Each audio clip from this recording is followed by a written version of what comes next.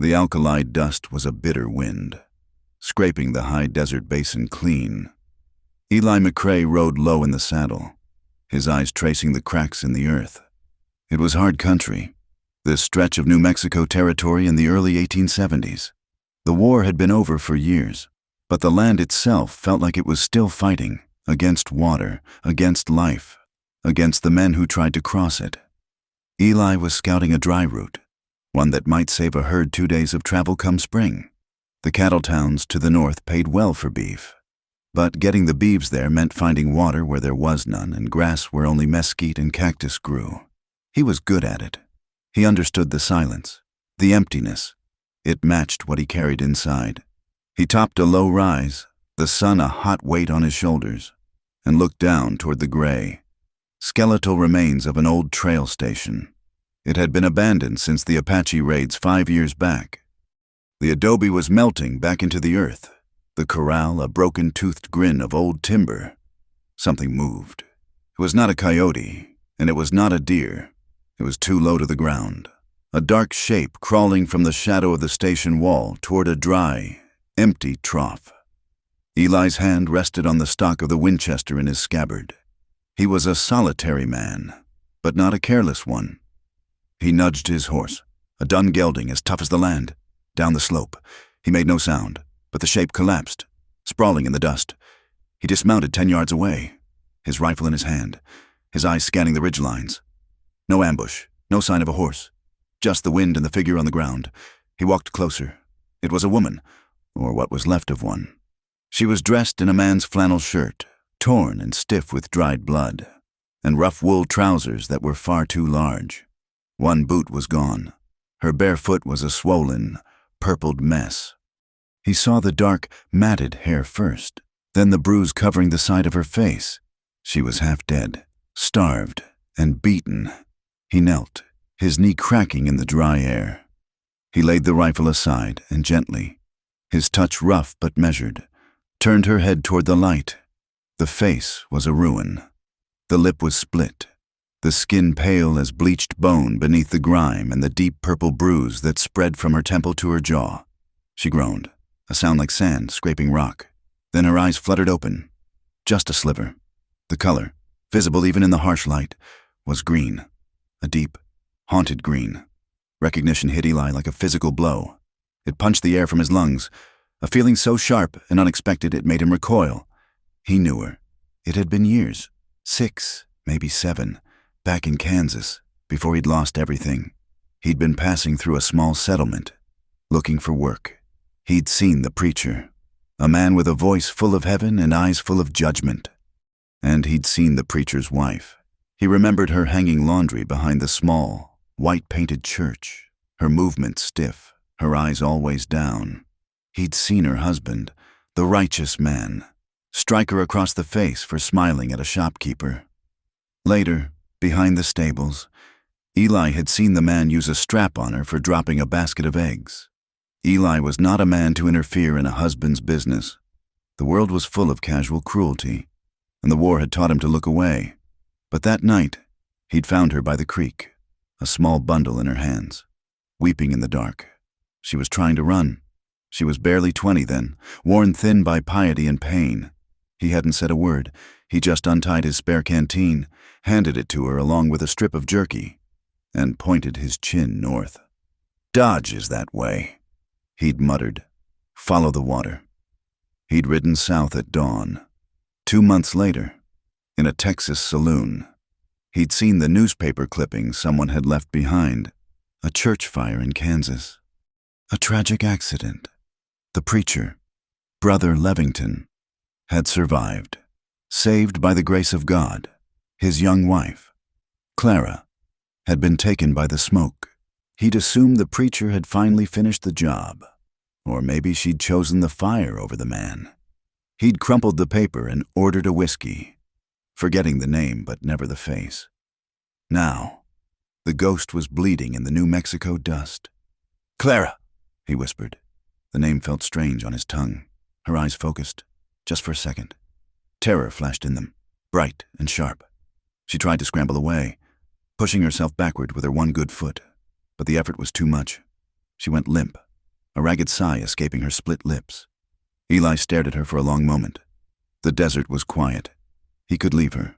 It was the smart thing to do. She was trouble. She was marked for death, and she'd brought it with her. But he'd seen her run before, and he'd seen her fail. He sighed, the sound lost in the wind. He scooped up his rifle and slid it back into the scabbard. He unstrapped his canteen, lifted her head, and dripped a few drops of water onto her cracked lips. She swallowed. A convulsive, painful motion.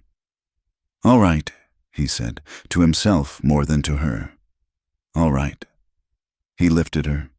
She weighed nothing, a bundle of sticks and old rags.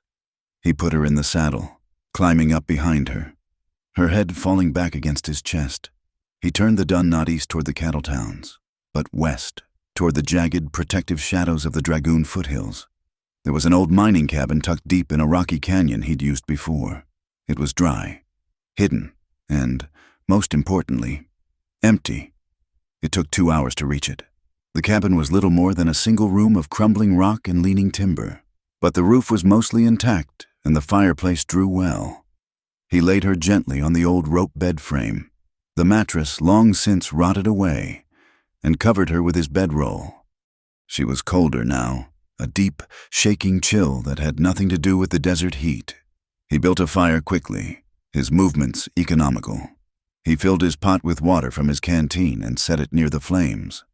For the next 2 days, he nursed her. He cleaned the gash on her head and the raw, festering wounds on her foot. He tore strips from his spare shirt for bandages. He shot a rabbit, stewing the meat into a thin, hot broth that he forced between her lips, spoonful by spoonful. He sat in the one rickety chair, his rifle across his knees, and watched her breathe. She woke and slept, trapped in a fever that burned the infection from her body. When she was awake, she said nothing. She just watched him, those green eyes wide and wary, like a coyote caught in a trap, waiting for the boot. Eli understood that look. She was expecting judgment. She was expecting a price.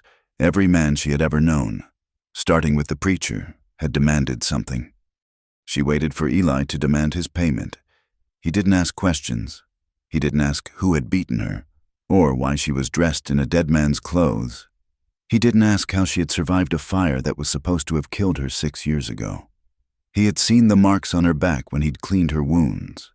Old scars, white and faded, latticed over new, raw bruises. He knew the answer. He just offered the quiet. He offered bandages, hot broth, and the safety of the 4 walls. On the 3rd day, the fever broke. She woke, her skin clammy but cool. Her eyes were clear, and the terror in them had settled into a hard, watchful silence. "Water," she whispered. Her voice was a dry rasp. He brought the cup to her lips. She drank, her eyes never leaving his face. "Why?" she asked. Eli took the cup back. He stirred the fire. "No reason. I remember you." He nodded once, keeping his back to her. Kansas. A long silence filled the room. She was remembering, too, the strap, the creek, the canteen. "You should have left me," she said finally. Her voice was flat, devoid of hope. "Maybe," he said. He didn't turn around. He spent the afternoon outside, checking his horse, cleaning his weapons, scouting the canyon rim. He gave her the space. When he returned, she was sitting up, his bedroll clutched to her chest. She looked small, a child playing at being a woman. He handed her a piece of jerky. "Eat, you'll need the strength."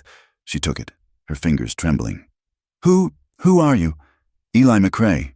"You're a fool, Eli McCrae," she whispered, and tore at the jerky with her teeth. He sat back in the chair, reloading cartridges. The quiet between them was heavy, filled with things unsaid. He didn't mind the quiet. It was the screaming he remembered from the war. The sound of his wife's weeping that hard winter. Those were the sounds he couldn't abide. Clara watched him, her gaze tracking his hands as they moved over the brass and lead. His hands were calloused, scarred, but they were steady. They had been gentle. It confused her. The preacher's hands had been smooth, pale, and heavy. They'd rested on the good book in the morning, and they'd struck her in the evening. She had been 17 when she married Brother Levington. He was a man of God. Her father had said, a good, strong man who would guide her wayward soul. Her waywardness had been a love of bright ribbons and a laugh that was too loud. The preacher had seen it as sin. His God was a God of punishment, of silence, of obedience, and she was his property, body and soul. He claimed her in the dark, his breath smelling of righteousness and something sour, and he quoted scripture while he did it. He punished her for rebellion, for speaking to the baker, for humming a tune that wasn't a hymn, for the small, silent ways she tried to hold on to herself. He blamed her for every hardship. When the crops failed, it was her vanity. When the collection plate was light, it was her lack of faith. And when he'd taken the strap to her, he'd called it saving her soul. The fire. She closed her eyes, the memory of smoke and heat making her choke. The fire had been an accident, an escape, a baptism. She had run, and the world had declared her dead. She had thought for a time that she was pulled from the memory by a new sound. Horses, not one horse, several, and men's voices drifting down the canyon on the evening breeze. Eli was on his feet before the sound had even registered in her mind. He moved to the door, rifle in hand, pressing himself flat against the stone. He peered through a crack in the old wood. Clara's heart seized. She scrambled off the bed, her bare foot screaming in protest. "What is it?" she hissed. "Stay down," he commanded, his voice a low growl. The riders were closer now. 4 of them. They were hard men, bounty riders by the look of their gear. They stopped at the mouth of the canyon, surveying the area. "Ain't nothing up here," one man's voice carried. "Just rocks." The old man at the trading post said a red-haired woman passed this way. Another voice, deeper and colder, replied. "Said she looked like the devil's own bride. We'll find her." The second man said, "The preacher, this new one, wants her found. He's paying gold. Says she burned his brother's church and killed him. Says she's a curse." Clara stopped breathing. She knew that voice. Not the speaker, but the words. The preacher's brother. He was hunting her. The riders moved on, their voices fading as they continued down the main wash. Eli remained at the door for a full 5 minutes, motionless, until the only sound was the wind. He turned back to the cabin. The room was dark, the fire low. Clara was gone. He swore, grabbing his rifle. He burst out the door. She hadn't gone far. She was staggering toward the canyon mouth, back the way the riders had gone, or perhaps just away from him. She was trying to flee again, to draw the trouble away from him. "Clara!" he yelled. She turned, her face a mask of pure terror. "They'll kill you," she cried. "He'll find me. He'll kill us both. Let me go." She tried to run, but her legs gave out. The fever, which had been lurking in the background, surged back with the terror. Her eyes rolled back, and she collapsed in a heap on the rocky ground. Eli reached her in 3 long strides. He lifted her, her body burning against his. She was lighter than before, if that was possible. He carried her back to the cabin, kicking the door shut behind them. The fever took her completely. She thrashed on the bedroll, crying out in a language of fear and memory. She spoke of fire, of a cellar, of a man's voice quoting scripture. She begged for forgiveness. She begged to die. Eli worked through the night. He used the last of his water, bathing her face and arms, trying to bring the heat down. He held her hands when she thrashed, his grip firm, grounding her. The fever peaked just before dawn. She went rigid, her body arching off the bed, a terrible, thin scream tearing from her throat. Then she went utterly still. For a moment, Eli thought she was gone. He thought he had found her in the desert only to watch her die in his arms, the same hollowness he'd felt when he'd buried his wife, Sarah, and their boy, Thomas, in that frozen ground. It washed over him, cold and complete, but then a small, shuddering breath. He sank back into the chair, exhausted. The fever had broken. She was sleeping, a true, deep sleep. He sat in the dark, the fire reduced to glowing embers. He watched the faint rise and fall of her chest beneath his bedroll. He had saved her. Again. And he had no idea why. He leaned forward, resting his forearms on his knees, his head in his hands. He was a fool. This woman was a brand, snatched from a fire she'd probably started. She was hunted. And now, by proximity, so was he. He should ride out, leave her be, and forget he'd ever seen that flash of green in the dust. He looked at her. Her face, in the faint light, was peaceful. The bruises seemed to be fading. The hardship was still there, etched into the lines around her mouth and eyes. But the terror was gone, replaced by sleep. He realized his hand was shaking. "I thought you were dead," he whispered into the darkness of the cabin. The words were for her, but also for himself. "I read it in the paper. I thought you were gone." He reached out, his rough fingers hovering over her forehead, almost brushing back a strand of damp, red hair. "You've haunted me for 6 years. Clara." He confessed to her unconscious form. "And now I find you. What in God's name am I supposed to do with you now?" She stirred, a soft moan, and turned her face toward his hand. He pulled it back as if burned. He stood up, walked to the door, and looked out at the first gray light splitting the eastern sky. He had saved a ghost, and now the ghost was real. He was tied to her, by a memory, by a canteen of water, and now by a fever in the night. He didn't know if he was saving her or if they were just two drowning people clinging to the same piece of wreckage. He picked up his rifle. He would hunt. They would need meat. She was alive, and the living had to eat. The fever broke for good on the 4th morning. Clara woke to the smell of wood smoke and simmering rabbit. The light in the cabin was thin, gray, and clear. She was, for the first time in what felt like a lifetime, not in pain. She was only sore, a deep, bone-deep weariness. And she was terribly, painfully hungry. Eli sat in the chair by the fire, sharpening his knife on a whetstone. The sound was rhythmic, a steady scrape of steel on stone that measured the silence. She pushed herself up onto her elbows. The movement was a struggle. Her muscles were weak as water. His head snapped up, the knife stopping mid-stroke. He watched her, his expression unreadable. "You're awake," he said. It was not a question. "Yes." Her voice was still a rasp, but it was hers. He put the knife and stone aside and picked up a tin bowl near the fire. He ladled a thick stew into it and crossed the room. He didn't offer to help her sit. He just handed her the bowl and a spoon. He expected her to manage. She was grateful for that. She ate.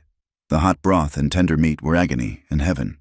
She ate slowly, deliberately, not looking at him, feeling his eyes on her. When the bowl was empty, he took it, refilled it, and gave it back. She ate that, too, finally. She set the empty bowl down.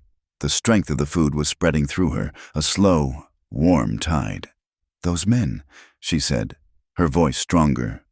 "The ones who were looking for me." "They're a day gone," Eli said, returning to his chair. "Headed south, toward the settlements. They'll find nothing, and they'll circle back." "They are looking for Clara Levington," she said, clutching the bedroll. "My husband's name." Eli just nodded, waiting. "Clara Levington is dead," she whispered. "She burned in a church in Kansas 6 years ago." "Then who are you?" he asked, his voice quiet, not judging, just asking the plain fact of it. I have called myself Anne Stone, when I've worked." She looked down at her hands. They were scratched and bruised, the nails broken. "It doesn't matter. They'll know the face.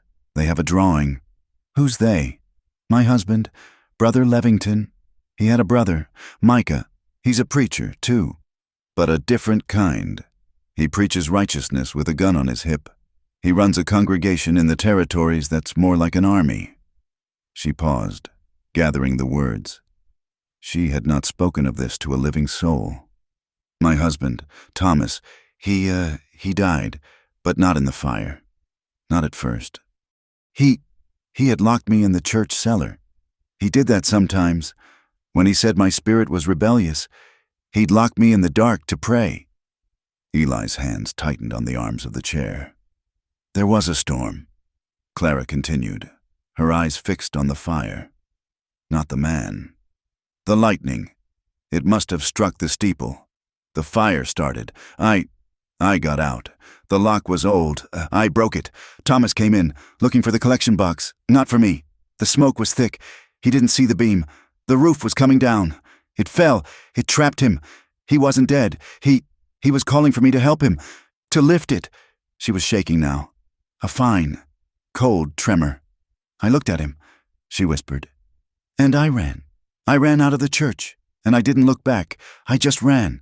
I heard the roof go in completely, just as I reached the trees. Micah, his brother, he found him. Or what was left. He blames me. He said I summoned the fire, that I murdered his brother with sin and left him to burn. He put the bounty on me. $500, dead or alive. He wants me for the fire. He wants me for his brother's death." She finally looked up at Eli. Her face was pale, her green eyes wide and hunted. "I am not Anne Stone. I am Clara Levington, and I am a curse." Eli was silent for a long time. The only sound was the fire, the pop of a resin pocket in the pine wood. He stared at her, not with pity, but with a terrible, still recognition. "I had a wife," he said finally, his voice low and rough, as if it hurt his throat. "Sarah, and a son, Thomas. He was 4 years old." Clara watched him, her own story fading in the face of the sudden, raw grief in his voice. "We were homesteading in Texas, hard country, but we were making it work. Then the winter came, an outbreak, diphtheria. It came through the valley, took near half the children. My boy, he fought for 3 days. Sarah never left his side. She caught it from him. He died on a Tuesday." His eyes were not on Clara. They were staring through the cabin wall, back into a time he had boarded up and locked away. "Sarah died 2 days later. She just gave up. There was no one to help. The nearest neighbor was 10 miles, and they had their own dead. The ground was frozen. It took me 2 days to dig the graves. I buried them under a stand of cottonwood trees by the creek. I sold the land, sold the stock, and I started writing. I haven't stopped." He looked at her. The emptiness in his eyes matched the emptiness in hers. "I haven't loved anyone since," he said. It was a simple, brutal fact. The small cabin was filled with their ghosts. A preacher trapped under a burning beam. A woman and child buried in frozen Texas soil. Clara pulled the blanket tighter. Now she understood his quiet. It was not peace. It was a void, and she had fallen right into it. "I have to leave," she said, her voice cracking. "I've brought this to you. Those men, when they circle back, they'll find you. They'll ask questions. A lone man in a hidden cabin. They'll find my tracks." "They'll find nothing," Eli said. "I covered my trail, and yours." "It doesn't matter," she insisted, trying to push herself off the bed. Her legs trembled and refused to hold her. I am what they say I am. A curse. I bring death. I brought it to my husband. I'm bringing it to you." He stood up, crossing the room in 2 strides. He didn't touch her, but he stood over the bed, a solid, unmoving shadow. "Where will you go?" he demanded. "You're half-starved. You have 1 good foot. You'll be dead by sundown. Is that what you want? It's better than you being dead." She wept, her newfound strength crumbling. "Get that in your head," Eli said, his voice hard. "I make my own choices. I chose to pull you out of that dust. I chose to bring you here. I chose to listen." He knelt, so his face was level with hers. The anger was gone, replaced by a weary resolve. "You're not a burden," he said, the words cutting through her shame. "I'm choosing this." He stood and turned away. "Rest. We'll need to leave, but not today." That afternoon, the storm hit. It came from the north, a sudden, violent shift. The gray, quiet sky turned a bruised, greenish black. The wind came first, a high-pitched scream that tore at the canyon, ripping branches from the junipers. Then came the rain, not a gentle desert sprinkle, but a driving horizontal deluge that quickly turned to ice. Eli had just managed to get his horse into a shallow overhang behind the cabin, giving the animal the last of his grain. He fought his way back inside, slamming the poorly fitted door against the wind, bracing it with a log. The cabin was instantly dark. The wind found every crack in the old stone, whistling and moaning. The temperature in the one-room building dropped 10 degrees in as many minutes. "It's a norther," Eli said, moving quickly to the fireplace. He added the last of his wood. "It'll settle in." It did. For 2 days, the world was reduced to the 4 walls of the cabin and the deafening roar of the wind. They could not leave. They could not hunt. They could only wait. They spoke little, their words stolen by the wind. The tension, which had been a thin wire between them, now became the very air they breathed. It was an intimacy of survival, a shared danger that was more binding than a conversation. The first night, Eli kept to his chair by the fire, wrapped in his coat. Clara lay on the bed, covered by his single bedroll. The cold was a living thing, a predator scratching at the walls. By midnight, he could see her shaking, even under the wool. "You'll freeze," he said, his voice loud over the wind. "I'm fine." "You're lying." He stood up, his joints stiff. He walked to the bed. "Move over."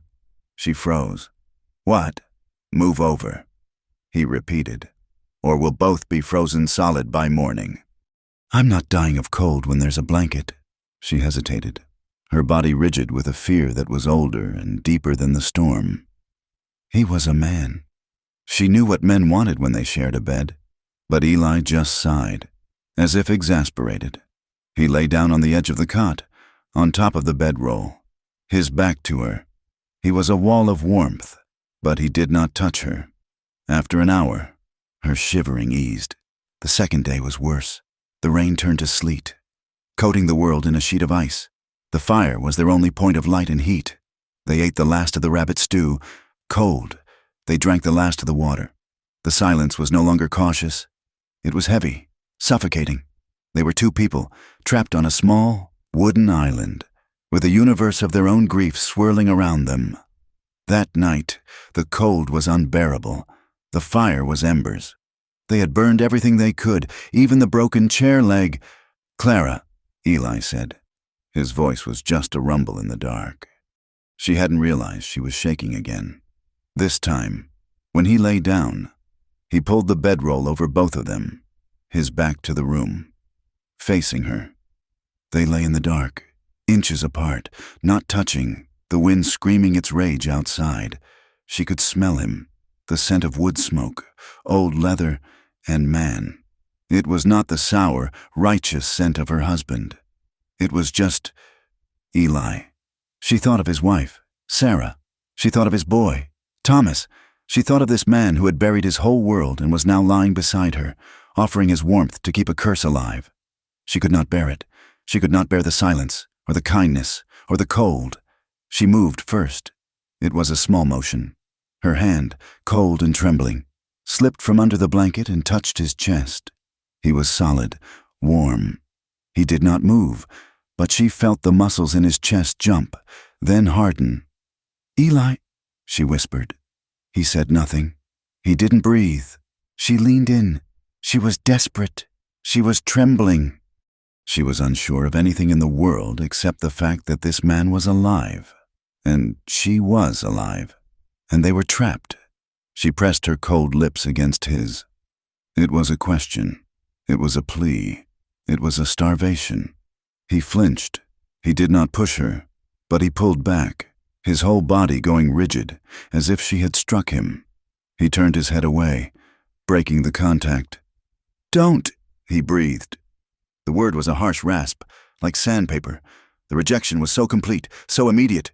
It was worse than a blow. Clara recoiled, pulling her hand back as if the fire had burned her. The cold of the room rushed in, colder than before. She mistook his fear for disgust. She mistook his grief for judgment. "I see," she whispered, her voice breaking. She scrambled away from him, to the very edge of the cot, her back hitting the cold stone wall. Tears, hot and furious, flooded her eyes.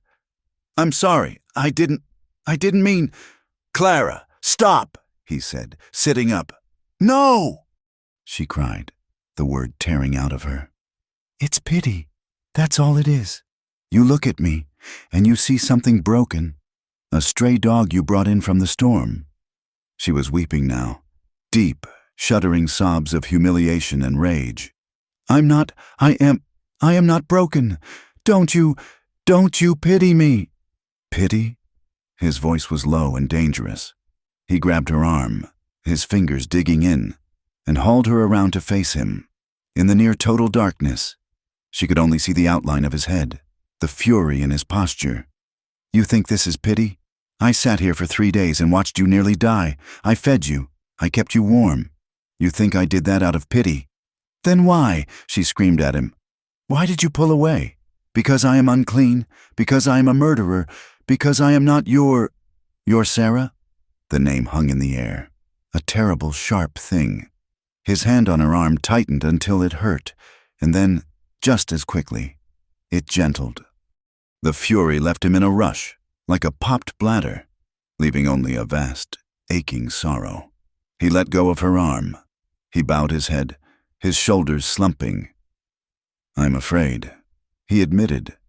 The confession was torn from him. I buried my wife. I buried my son. I put them in the ground. And I swore I would never feel that again. I can't watch anyone else die. I can't lose someone again. He was not rejecting her. He was protecting himself. He was not afraid of her. He was afraid of losing her. She stared at his shadowed form. The preacher had taken from her. The bounty riders wanted to kill her. But this man was terrified of caring for her. She did not touch him. She did not speak. She simply sat in the cold, and for the first time, she did not feel alone in her grief. The storm broke in the night. They did not sleep. They sat, 2 feet apart, in the ruins of their own lives, until the wind died and a pale, watery light began to fill the cabin. They spent the next day in a truce. The world outside was a glittering, icy mess. They worked together, resetting the door, gathering what little dry wood they could find. They did not speak of the night before, but the tension was different. It was no longer a wire. It was a rope. It had been tested, and it had held. That night, the cabin was cold, but the air was still. The fire burned steadily. They ate a thin broth Eli made from the rabbit bones and some dried roots. When it was time to sleep, Clara lay down on the cot, and Eli took his chair. An hour passed. Eli, she said to the darkness, I'm here. I am not her. I am not Sarah. I won't break, and I am not a ghost. She heard him stand up. He crossed the floor. He did not get into the bed. He stood beside it, looking down at her. I know who you are, he said. He reached down, his hand brushing the hair from her face. His touch was hesitant, calloused, and unbelievably gentle. She reached up and took his hand, lacing her fingers with his. She pulled. He came to her. It was slow. It was desperate. It was filled with all the unspoken grief and desire that the storm had trapped inside.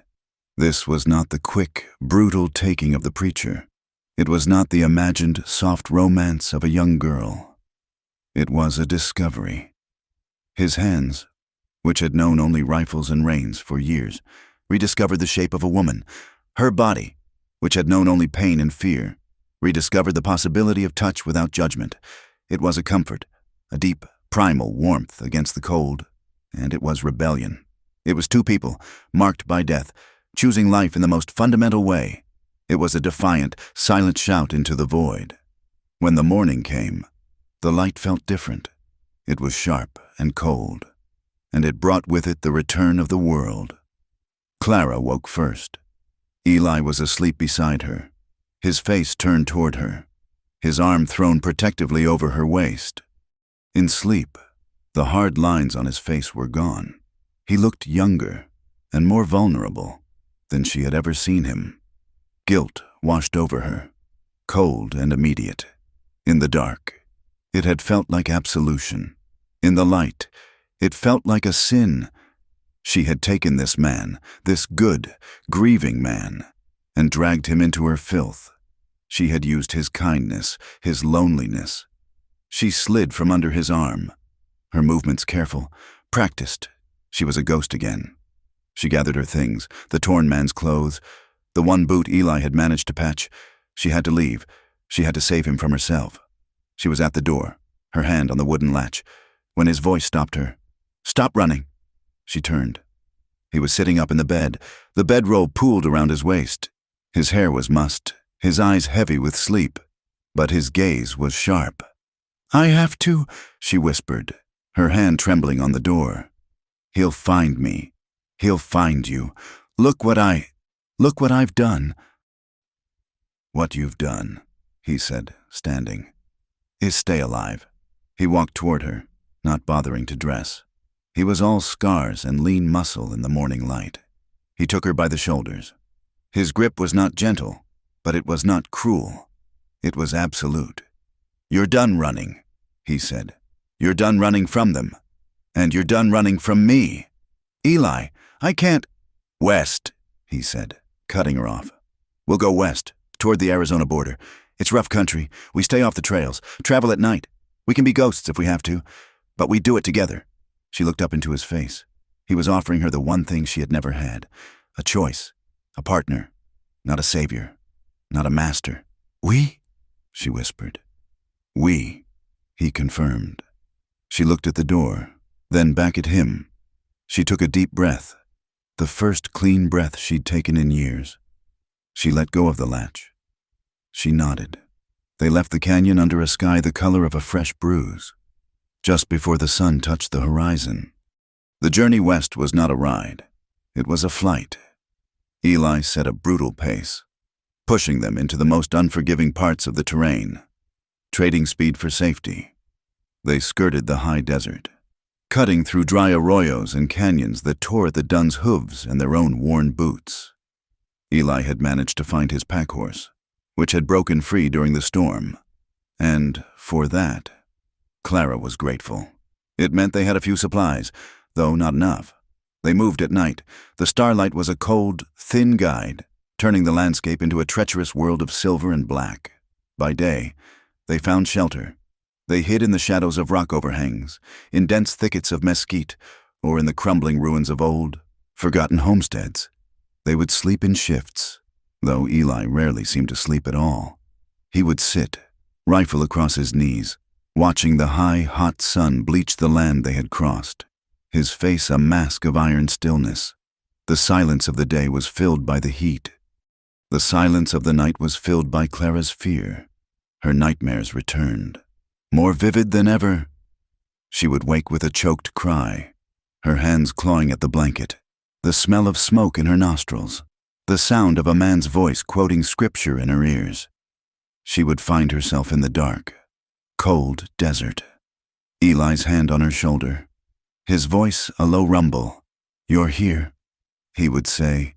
"Just that. You're here." She would nod, gasping, the terror receding like a dark tide, leaving her beached and trembling. She would sit up for the rest of her watch, staring at the impassive, thousand-eyed desert, wondering if she would ever be free of the cellar. Their supplies dwindled. The last of the flour was gone, baked into hard, tasteless biscuits over a smokeless fire. The jerky was reduced to a few tough strips. The water in their canteens was low, heavy with alkali, and they measured it by the sip. The dun grew thin, and the pack horse stumbled. "We have to," Eli said one evening, staring at their last handful of parched corn. "We need supplies, or we'll be walking." There was a town marked on his map, a small, fly-bitten settlement called San Isidro, nestled in a bend of a river that was mostly sand. It was a risk, a terrible one, but thirst and starvation were a more immediate threat than Micah's bounty hunters. They rode in just after dawn, when the town was still sleepy. They looked the part of any trail-worn travelers. Eli's hat was pulled low, his face covered in a week's growth of beard. Clara wore one of his spare shirts, which hung on her like a sack, and she'd used a strip of cloth to tie back her vibrant hair, tucking it all under her own battered hat. She kept her head down, her heart pounding a dull, sick rhythm against her ribs. Eli left her with the horses at the livery. giving her a single silver dollar. "For the supplies," he'd said. "I'll get grain for the horses. Be quick, meet me back here." The general store was a long, dark room that smelled of cured tobacco, dust, and mice. A few men in rough clothes loitered by the counter, their talk dying as she entered. Clara kept her eyes on the floor, moving quickly toward the back. She grabbed what they needed: a sack of flour, bacon, coffee, salt, and a small box of cartridges for Eli's rifle. She was at the counter, counting out the coins, when a voice cut through the silence. "Well, I declare, if it isn't the preacher's wife." Clara froze. Her blood turned to ice water. She looked up, slowly. A woman stood near the door, dressed in a severe black dress. She was thin, her face pinched, her eyes small and sharp. Clara recognized her, a sister from a neighboring congregation in Kansas. A woman who had always looked at Clara with a mixture of pity and contempt. Her name was Agnes. I don't know what you mean," Clara whispered. "Oh, you know," the woman said, her voice rising, drawing the attention of the men. We all heard how you bewitched that holy man, how you burned the Lord's house to the ground to cover your sin." The men at the counter were turning, their expressions shifting from disinterest to a cold, righteous curiosity. "That ain't true," Clara said, her voice trembling. "Ain't it?" Agnes stepped forward, her face alight with malice. "I see the devil in your eyes. Always have. A seductress, a Jezebel. You're the devil's bride, girl, and you're running from the fire you set." "Get away from me," Clara said, grabbing the sack. "She's the one," Agnes shrieked, pointing a finger. "The one from the poster, the murderer, Clara Levington." The store owner's hand went under the counter. The men started toward her. Clara turned and ran, dropping the sack, terror giving her strength. She burst out onto the wooden boardwalk, gasping for air, and ran straight into Eli. He caught her, his hands steadying her. One look at her face, and his own went cold. The men were spilling out of the store behind her. Agnes's voice still shrill. "That's her, the red-haired killer!" "Eli," Clara sobbed, clutching his shirt. He didn't hesitate. He swung her up onto the dun saddle as if she weighed nothing. He mounted behind her, his rifle already in his hand. "Get the pack horse," he yelled. He fired one shot into the air. The crowd on the boardwalk ducked, scattering. In the confusion, Eli grabbed the reins of the pack horse, kicked the dun hard in the ribs, and they plunged out of town. The sound of Agnes's curses and a few scattered, angry shouts following them. They rode for 2 hours, pushing the horses to their limit, not stopping until they were deep in a network of canyons, miles from the town. Eli finally pulled them to a halt in a deep wash, hidden by high red rock walls. Clara slid from the horse before he'd even fully stopped. She staggered to the canyon wall and was violently sick. When her stomach was empty, she just knelt in the dust, shaking, her body racked with dry sobs. Eli brought her the canteen. He knelt beside her, his face grim. He didn't press her. He just waited. "She was right," Clara whispered, her voice raw. She wiped her mouth with the back of her sleeve. "What she said, I'm a curse. I'm a killer." "You're not a killer," Eli said. His voice was flat. "You don't know," she screamed, rounding on him, her fists clenched. "You don't know the truth, not all of it." "Then tell me." "You think I just ran?" she said, the words tumbling out, bitter and fast. "You think he just let me be? He beat me. Eli, not just with his hand or a strap. He beat me with the word. He beat me until I thought I was the sin. He said my body was a vessel of evil. He said I tempted him. He said I had to be purified." The memory was so strong. She could feel the cold, damp air. "That cellar, under the church, he locked me there. Sometimes for a day. Sometimes for 3. He said I had to pray for God to burn the sin out of me. It was dark and cold. I'm afraid of the dark." Eli's face was carved from stone, but his eyes were alive with a cold, terrible anger. "The night of the fire," she continued, her voice dropping to a broken whisper. "There was a thunderstorm. I've never been so afraid. He came down. He was angry. He said the storm was my fault, that God was angry at my rebellious heart. He hit me, harder than usual, and then he left. He locked the door. I heard the bolt slide home. He left me there, in the dark, with the thunder." She was weeping openly now, the tears cutting clean paths through the dust on her cheeks. "I don't know how I got out. The lock, it was old. I had a rock. I hit it, and it broke. I ran upstairs. The church was empty. The storm was raging. Lightning. It must have hit the steeple. I saw the fire start, a little thing, on the curtains by the altar. I should have stopped it. I should have put it out. But I ran." She looked up at him, her eyes pleading. "I ran, and he came in, yelling about the collection box. He didn't even see me. The smoke was everywhere, and the beam fell. He called my name, Eli. He begged me to help, and I just stood there. I watched him, and then I turned, and I ran out. I let him burn. Agnes was right. I am a murderer," she finished, her breath shuddering, and waited for the judgment. She waited for him to look at her with the same disgust as the woman in the store. She waited for him to ride away and leave her. Eli was quiet for a long time. The only sound was the wind whistling over the canyon rim. He reached out, not to his rifle, but to her. He cupped her face in his calloused hands, his thumbs wiping away the tears. "He locked you in a cellar," Eli said, his voice rough. "He beat you. He left you to die in a storm. You didn't murder him, Clara. He just died before you did." "But I did nothing. You survived," he said, his gaze hard and certain, cutting through her shame. "That's all. You survived. You don't need to be clean to be worthy of love. You don't need to be forgiven by them, by anyone." He pressed his forehead to hers. "You're just alive. That's enough." She leaned into his touch, a lifetime of guilt and fear beginning to crack. He held her, not with passion, but with a fierce, grounding solidarity. He was an anchor in a world that had tried to drown her. They were found 3 days later. They had made it to the Gila River, a wide, muddy snake cutting through the desert. It was high, swollen with early melt from the mountains, and treacherous. They were scouting a place to cross, a shallow ford Eli remembered.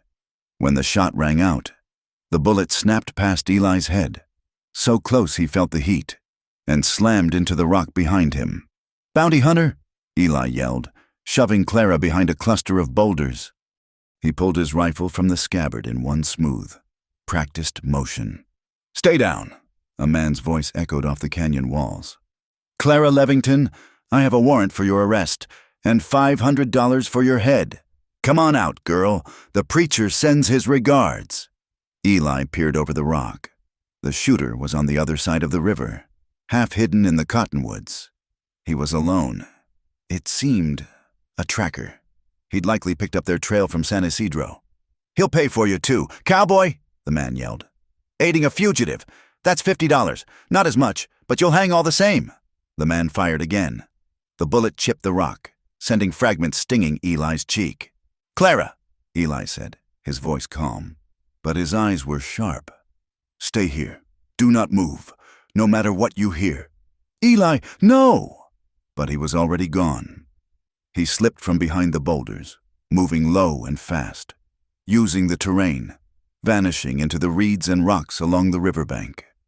Clara pressed herself against the stone, her heart hammering so hard it hurt.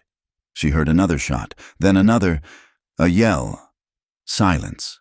The silence was the worst. It stretched for a minute, 10 minutes, an eternity. She was about to scream his name when she heard a heavy, crashing sound in the brush on their side of the river. Eli stumbled into the clearing. His shirt was soaked. His face was pale. There was a dark, spreading stain on his left shoulder. "Eli!" She ran to him as he collapsed against the boulders, his rifle clattering to the ground. "He's dead!" Eli gasped, clutching his shoulder. He crossed upstream, tried to circle behind me. "You're hurt," she said, her voice shaking. She tore at his shirt, her hands fumbling. The wound was high, clean through the muscle, but it was bleeding. Bleeding badly. "It's fine," he gritted out, but his face was slick with sweat.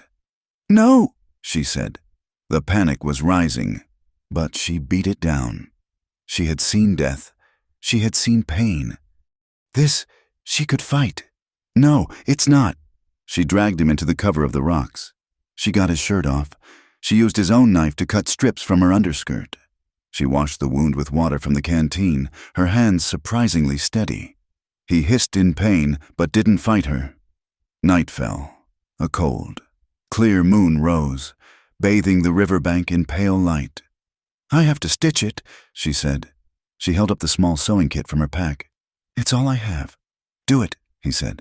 His voice was weak. She threaded the needle with a piece of boiled thread, her fingers numb. Under the moonlight, she began to sew his skin back together. He didn't cry out. He just watched her, his eyes dark, his jaw clenched.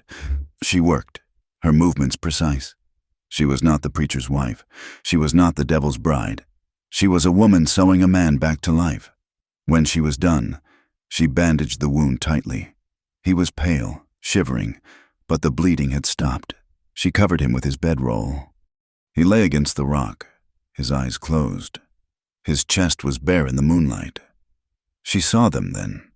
The other scars, a puckered white mark on his side, old and deep. A long, thin line across his ribs. Scars from the war. Scars from a life as hard as his. She reached out, her fingers trembling, and lightly traced the scar on his ribs. He opened his eyes, watching her. She leaned down, her hair falling around her face, and she kissed the scar. She kissed the old wound, and then the new one. She kissed his skin, tasting the salt and sweat and blood. "You saved me twice now," she whispered, her lips against his chest. "Once in Kansas, and again in that cabin." She looked up, her eyes meeting his in the moonlight. "I don't know how to belong in this world. Eli, I don't know how to be a person." He raised his good hand, his fingers tangling in her hair. His voice was hoarse with pain and exhaustion, but it was firm. "Then we'll figure it out," he said, "together." Their bond, forged in the cabin, was now sealed in blood. The journey that followed was slow. Eli was weak, leaning on her for support. She was the strong one. She tended his wound. She found the ford and led the horses across the raging river. She hunted using his rifle, her hands steady as she brought down a rabbit for their stew. They were no longer just surviving. They were sharing the burden. They were tender. He would watch her, a look in his eyes she hadn't seen before. Not desire, not fear. Something else. Respect. They were a week from the Gila when they were almost lost. They were cutting through a network of dry arroyos when the sky opened up. A freak summer storm. The rain came down in a solid, gray sheet. "Get to high ground," Eli yelled, his voice barely audible over the roar. But it was too late. A wall of water, brown and churning, filled the arroyo. The dry wash became a raging river in seconds. The water caught Clara, pulling her from her feet. She screamed. The water was a chaotic, muddy thing, pulling her under. It was the cellar. It was the fire. It was dark, and she couldn't breathe. She felt a hand grab her shirt. Eli. He was weak from his wound, but his grip was iron. He hauled her against the current, fighting the water, dragging them both toward the bank. He threw her onto the muddy slope, his good arm pushing her up, before collapsing half in, half out of the water, gasping. Clara lay on the mud, choking, spitting out water. She was alive. He had done it again. She crawled to him. He was spent, his wound bleeding again, his face as pale as death. She pulled him fully onto the bank, the rain plastering her hair to her face. She collapsed onto his chest, sobbing, not from fear, from a terrible, overwhelming, and terrifying love. She pounded her small fists against his chest. "Why?" she screamed at him, the rain washing the tears from her face. "Why did you do that? You're hurt. You should have let me go." "You should have saved yourself. Why save me again?" Eli grabbed her wrists, his grip weak but desperate. He pulled her down until her face was inches from his. His eyes, even in the storm, burned with a fierce, unwavering light. "Because I can't watch you die," he whispered, the words raw, torn from the deepest part of him. "I can't." They crossed the border into the Arizona territory 2 weeks later, more ghosts than people. Eli's wound had festered, the rain and river water seeping into it, and for 5 days he'd been lost in a fever. Clara had kept him alive. She had tied him to the saddle, kept the wound clean with the last of their whiskey, and hunted small game, feeding him broth she'd made in his tin cup. She had not slept. She had simply moved, driven by his last, whispered words. "Because I can't watch you die." She would not let him die either. They found the trading post by accident. It was tucked into a deep, verdant canyon, a small oasis fed by a spring that ran from the high rock. It was not a town, just a single, long adobe building with a wide porch and a sprawling, dusty corral. It was a Mexican post, run by a family that had been there for 50 years, serving trackers, natives, and the few settlers brave enough to work this land. An older man, his face a map of deep, sun-baked wrinkles, was sitting on the porch, smoking a pipe. He watched them approach, his eyes dark and still. Eli was slumped forward in the saddle, barely conscious. Clara stopped the horses 10 yards away. She didn't have the strength to be afraid. "Please," she whispered. Her voice was cracked, raw. "He's hurt, badly. We have no money, but we can work." The man looked at Eli, then at Clara. He saw the desperation, the exhaustion, and the loyalty that held them together.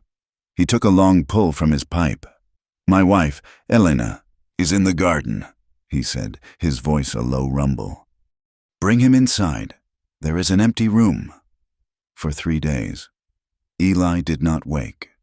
Elena, a woman as round and sturdy as the earth, took over. She was a woman of quiet, powerful competence. She cleaned Eli's wound, applied a poultice of herbs that smelled of pine and damp earth, and forced a bitter tea down his throat. Clara sat by his side, refusing to leave, until Elena pressed a bowl of hot soup into her hands.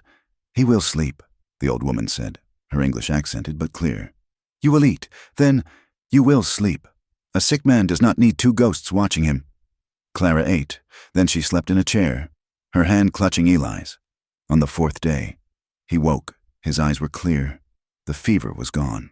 He looked at Clara, and a small, pained smile touched his lips. The trading post, run by Mateo and Elena Sanchez, became their sanctuary. It was a world unto itself. They asked no questions, required no names beyond what was needed. To them, Eli was just Eli, and Clara was just Clara. As Eli's shoulders slowly healed, they settled into a rhythm.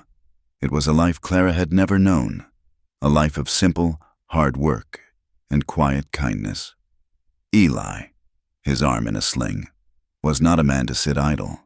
He worked in the stables with Mateo, his good arm strong.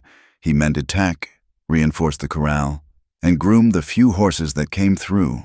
The physical work, the simple repetition, seemed to settle something in him. The haunted look in his eyes began to fade, replaced by a quiet weariness. Clara found her place with Elena. She worked in the garden, a high-walled patch of green miraculous in the desert. Elena taught her how to tend the squash, how to dry the peppers that hung in bright red strings, and how to find the water in the soil. Clara's hands, once soft and pale, then bruised and torn, became strong and brown. She learned to cook, to bake bread in the round adobe oven, and, for the first time in her adult life, she learned to laugh. It was a small thing. A goat had gotten into the chili patch, and Elena was chasing it with a broom, swearing at it in a rapid, colorful mix of Spanish and English. The sight of this dignified, solid woman hopping and shouting at a stubborn animal. A sound bubbled up in Clara's chest. It was rusty, strange, and it startled her. A laugh. It was short and breathless, but it was real. Elena stopped, turning to her. The broom raised. She smiled, a wide, gap-toothed grin. "It is good," she said. "The laugh, it is like the spring. It must come out." Clara felt a blush rise, but she smiled back. She felt light. In the quiet days, as Eli's wound knitted, they began to talk. Not of the past, not of the running, but of the future. It was a fragile, hesitant thing, this talk. They would sit on the porch after the work was done, watching the sky turn a deep, impossible purple. "I could build a house like this," Eli said one evening, his voice quiet. He looked at the adobe walls, solid and cool. "Not here, but somewhere quiet." "A farm?" Clara asked, tracing the pattern on her worn skirt. "Maybe," he said. He'd never considered it. Since losing Sarah and Thomas, he had only considered the trail, only the next town, the next job, but sitting here with Clara beside him, the idea of roots didn't feel like a trap. Maybe a small ranch, just a few head, a place with water. "And no names," Clara said, almost to herself. He looked at her. "No names," he agreed. They were no longer just survivors. They were becoming partners. He would watch her walk across the dusty yard, a basket of vegetables on her hip, and a feeling he couldn't name. A feeling of protective, quiet pride would settle in his chest. She would watch him teaching Mateo's grandson how to whittle, his large, scarred hands patient and gentle, and her heart would ache with a tenderness that was both new and terrifying. One afternoon, while cleaning their small room, Clara was sorting through her pack. It held the few things she'd salvaged. At the bottom, wrapped in a piece of oilcloth, was a small, silver cross necklace. She hadn't seen it in years. It was the last relic of her marriage. Thomas, her husband, had given it to her on their wedding day. "To remind you of your duty to God," he had said. And to me, he had made her wear it, even, especially, in the cellar. It had felt like a shackle. She had torn it off in the church, just before she ran, and stuffed it in her pocket. She had forgotten it was there. She held the small, cold piece of silver in her hand. It was a symbol of her sin, her shame, her bondage. She looked at it for a long time. Then, she walked out of the room, past the stables, to the garden. Eli was at the corral, but he didn't see her. She knelt in the soft, dark earth, near the roots of a budding squash vine. She didn't pray. She didn't weep. She just dug a small, deep hole with her fingers. She placed the cross in it. She covered it with the soil, packing it down firmly. She was burying Clara Levington. She was burying the preacher's wife. When she stood, she was just Clara. The trouble found them, as it always did. On a hot, still afternoon 2 weeks later, a rider approached, not from the main trail, but from the east. He was not a cowboy. He was dressed in a preacher's black frock coat, dusty and worn, but unmistakable. He rode a fine black horse, and he sat in the saddle with a straight-backed, arrogant righteousness. It was Micah Levington. Clara was at the well, drawing water. She saw him first. The bucket dropped from her hand, splashing into the dirt. The blood drained from her face. She couldn't breathe. She couldn't move. She was 17 again, trapped. Eli was at the corral. He saw the rider, and then he saw Clara's face. He was moving before she could even form the name, vaulting the corral fence, his hand instinctively going to the pistol at his hip. "Clara!" he yelled. "Inside! Get Elena!" She ran. Micah Levington reined in his horse, his eyes as cold and bright as his brother's, sweeping the trading post. He saw Clara disappear. He saw Eli, his hand on his gun, walking to intercept him. "This is a place of God, friend," Micah called out, his voice a rich, powerful baritone. "No need for weapons. State your business," Eli said, his voice flat. He stopped 20 feet away. "I am a servant of the Lord," Micah said, smiling, though it didn't reach his eyes. "I am searching for a lost soul, a woman, my sister-in-law, a poor, broken creature who fell to sin." He dismounted, looping his reins over the hitching post. "A woman with red hair. I was told she passed this way." Mateo had come out onto the porch, his face impassive. Elena was just inside the door, her hand on Clara's arm. "We see many travelers," Mateo said, his voice mild. "Red-haired, brown-haired. They come, they go." Micah's smile tightened. He reached into his coat. He pulled out not a gun, but a small, heavy leather sack. He tossed it onto the porch. It landed with a heavy, metallic clink. "I am offering a reward," Micah said, his voice rising, carrying across the yard. "Gold, $500, in the name of the Lord, for the capture, or the body, of the harlot who murdered my brother, the devil's bride, Clara Levington." Eli's body went rigid.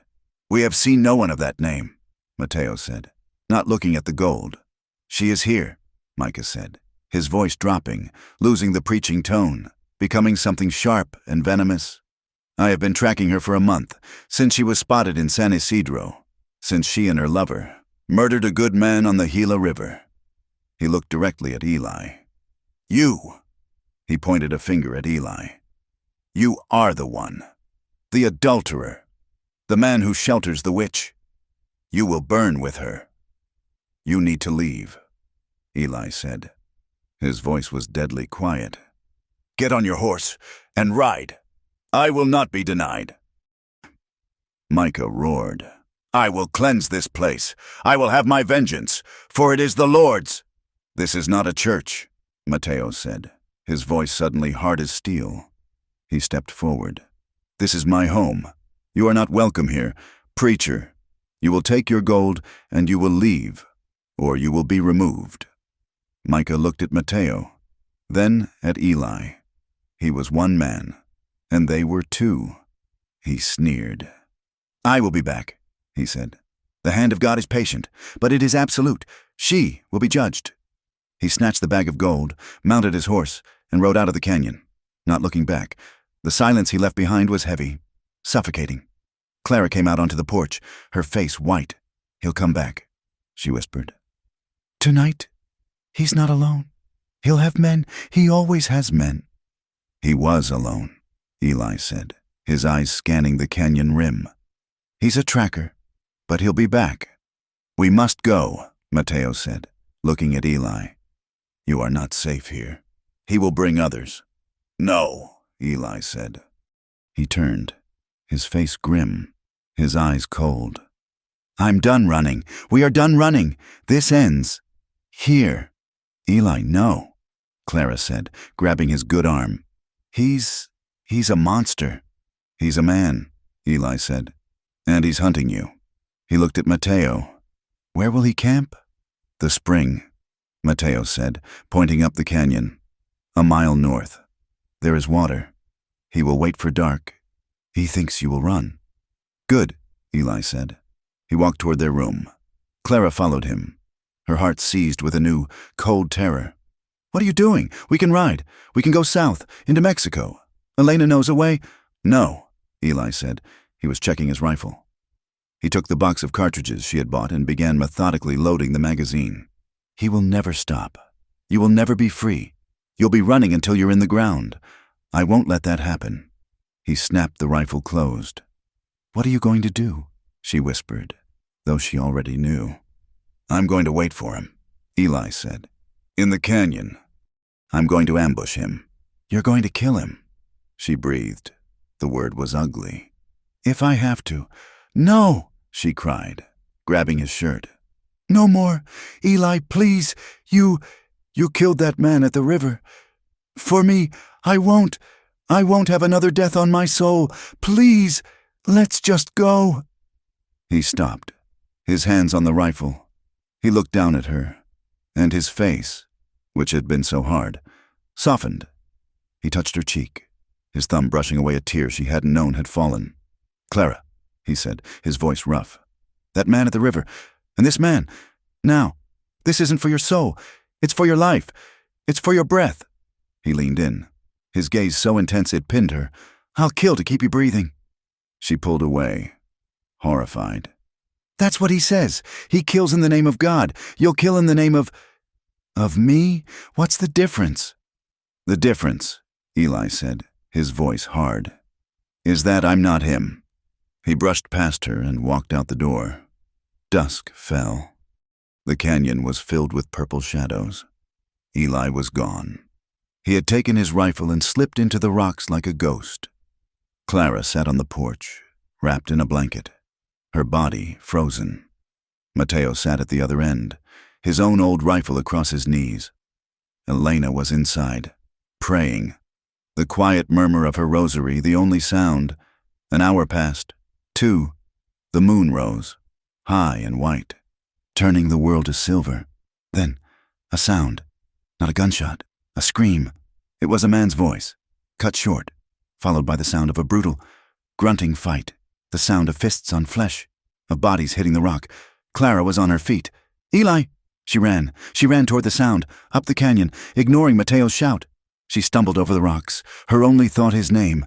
She found them in a clearing by the spring, lit by the moon. It was not an ambush. It was a brawl. Eli and Micah were locked in a desperate, ugly fight. Micah was bigger, stronger, his fury giving him an almost inhuman strength. Eli was faster, but his wounded shoulder was a liability. Micah had a knife. He lunged, and Eli twisted, the blade slicing his arm.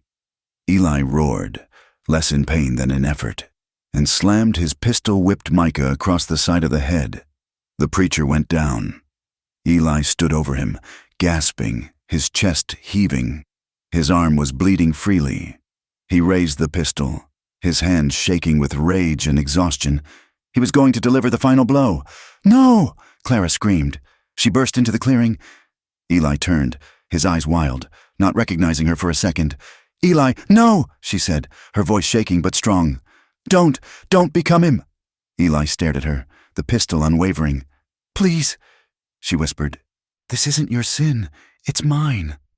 Micah was stirring, groaning on the ground. He looked up, his eyes focusing on Clara. A look of pure, triumphant hatred crossed his face. "Jezebel," he spat, blood in his mouth. You came to watch him die." Clara ignored him. She looked at Eli. "Don't kill him," she said. Eli's hand was shaking. He looked from her to the man on the ground. He was so tired. He let the pistol fall, just slightly. Clara walked forward. She did not look at Eli. She looked at the preacher. She nudged Micah's knife away with her boot. She stood over him, and for the first time in her life, she was not afraid. She was just angry. "He's not going to kill you," she said, her voice clear and cold, echoing in the clearing. "I am." Micah's eyes widened. "You're going to tell the truth," she said. "Truth," he hissed. "The truth is you're a harlot who murdered my brother." "No," Clara said. "The truth is your brother was a monster. The truth is he beat me. The truth is he locked me in a cellar for days." "Lies," Micah yelled. "Blasphemy!"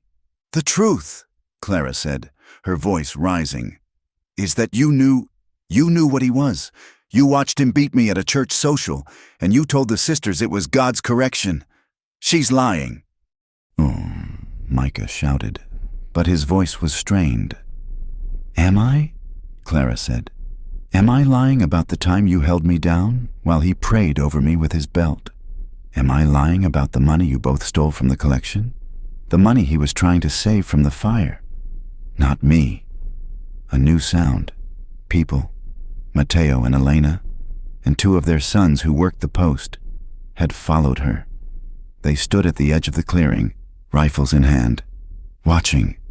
Micah saw them. His face went pale. "Tell them," Clara commanded, her voice ringing with an authority she had never known. "Tell them what Thomas Levington did to me. Tell them how you helped cover it up. Confess your sin." She was using his own words against him. I... Micah looked at the hard, silent faces of the witnesses. He looked at Eli, who was standing, swaying slightly, but his eyes were clear, watching. "Tell them," Clara screamed. He was a hard man," Micah stammered, his eyes darting for an escape. "A righteous man." The girl was rebellious. "What did you know?" Mateo's voice was a low growl from the shadows. He was firm," Micah said. He corrected her, as is a husband's right. And the cellar? Clara pressed. And the belt? And the fire? Tell them you told me that God had sent the fire to purify me, but that I had run, and that you would finish God's work. She's a witch! Micah shrieked, scrambling to his feet. She's lying! He lunged at her. He never made it. Eli's boot, fast and hard, caught him in the chest, sending him sprawling. No one's touching her. Eli bit out. The witnesses stepped into the moonlight. Their faces were hard. They were desert people. They knew survival, but they also knew tyranny. They had seen the look in Micah's eyes. They had heard the truth in Clara's voice. You are no man of God, Elena said, her voice thick with disgust. She spit on the ground at his feet. Get out, Mateo said. You will leave this canyon. You will not come back. If we see your face again, we will not wait for a fight. We will simply end you. Micah Levington, the man of God, the righteous avenger, looked at the faces around him. He saw no mercy. He saw only judgment. His own. He scrambled to his feet, clutching his ribs, his face a mask of defeated, impotent rage. He spat blood. You will all burn, he hissed. Then he turned and ran, stumbling into the darkness, a coward. The clearing was silent.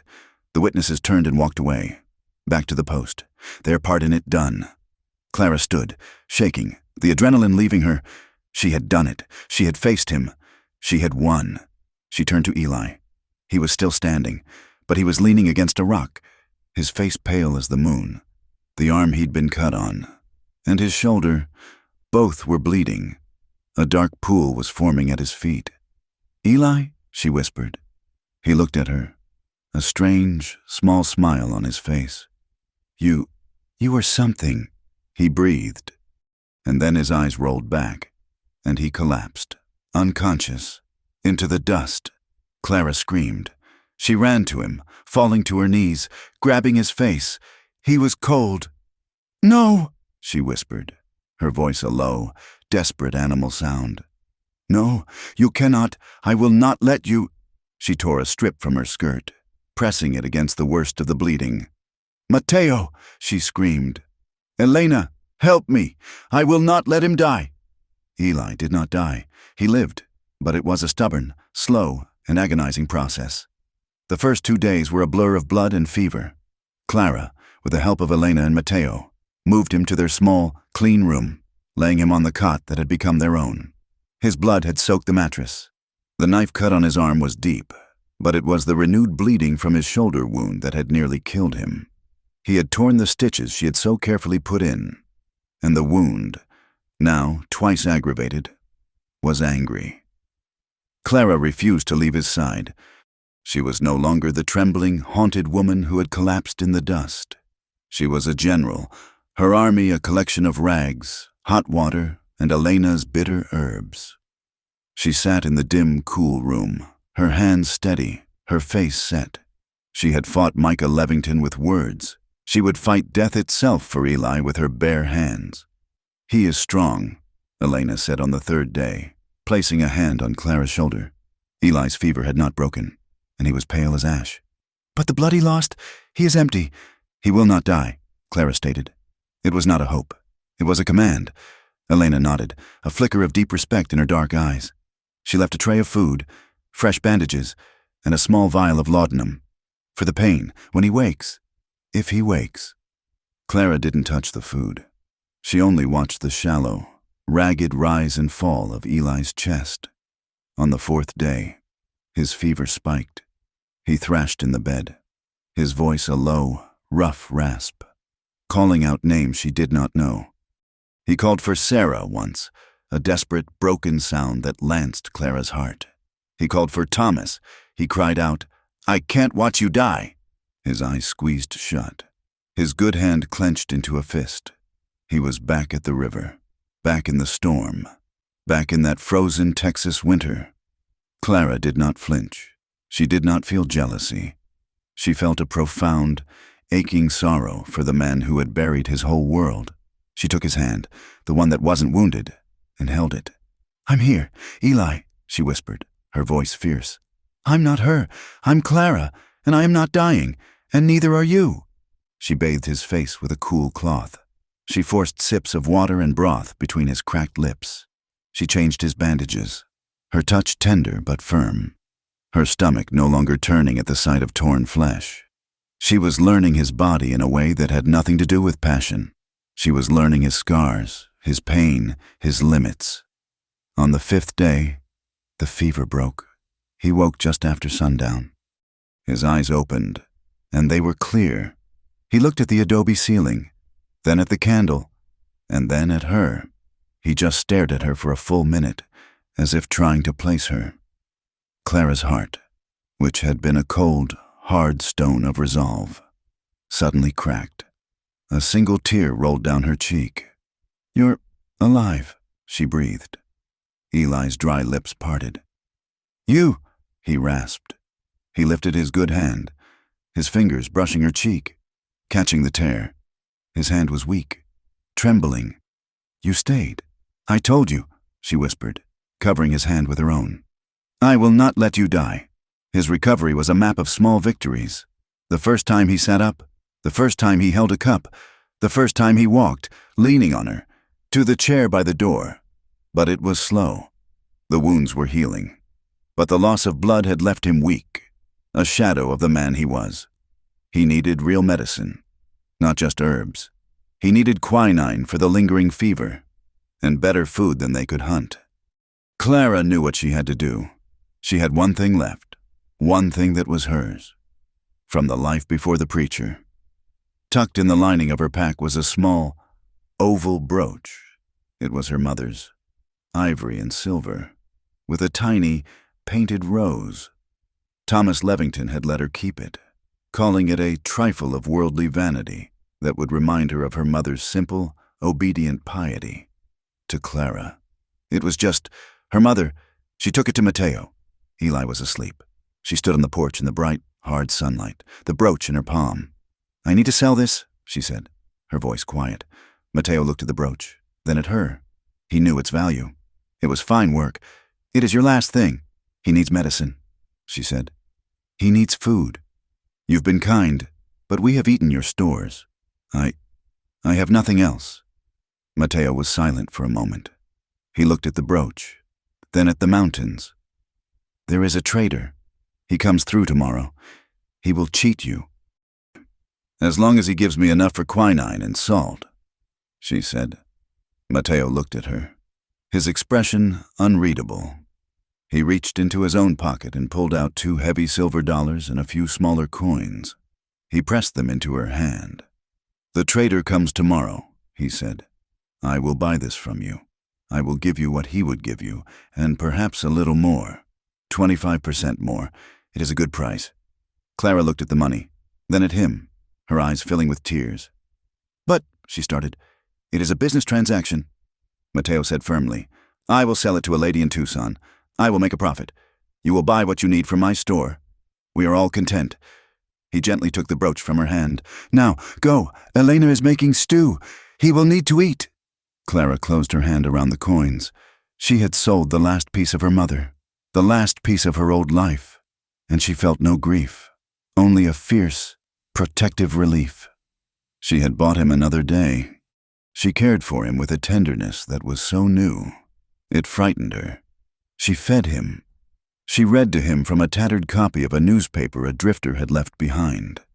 She sat with him on the porch, his head resting on her shoulder as he regained his strength, and she told him about the garden, about the goat, about Elena's quick, sharp humor. She was not just his nurse. She was his partner. He watched her, his eyes following her as she moved, a look of quiet wonder on his face. He saw the strength she had found. He saw the woman who had faced down a preacher and was now bargaining for his life. One night, a week later, he woke to the sound of weeping. It was not loud. It was a stifled, desperate sound. He turned his head. The moon was bright, filling the small room with silver light. Clara was not in her chair. She was asleep on a pallet on the floor, but she was not at peace. She was thrashing, her hands clutching the thin blanket, her face wet with tears. "No," She was whispering in her sleep. "Please, I don't know how." Eli sat up. The movement sent a bolt of pain through his shoulder, but he ignored it. He slid his legs off the cot and moved to her side, kneeling on the floor. He touched her shoulder. "Clara." She woke with a violent gasp, her eyes wide with terror, her hands coming up to fight. "It's me," Eli said, his voice low and steady. "It's just me. You're safe." The terror faded, but the tears kept coming. She sat up, pulling her knees to her chest, hiding her face. "A nightmare," she whispered, her voice muffled. "Just the old dreams." "It wasn't the cellar," Eli said. He knew those dreams. This was different. "What did you mean?" "I don't know how." She was silent. She just cried, a deep, shuddering, broken sound. It was the sound of a heart that had been locked for so long. It had forgotten how to beat.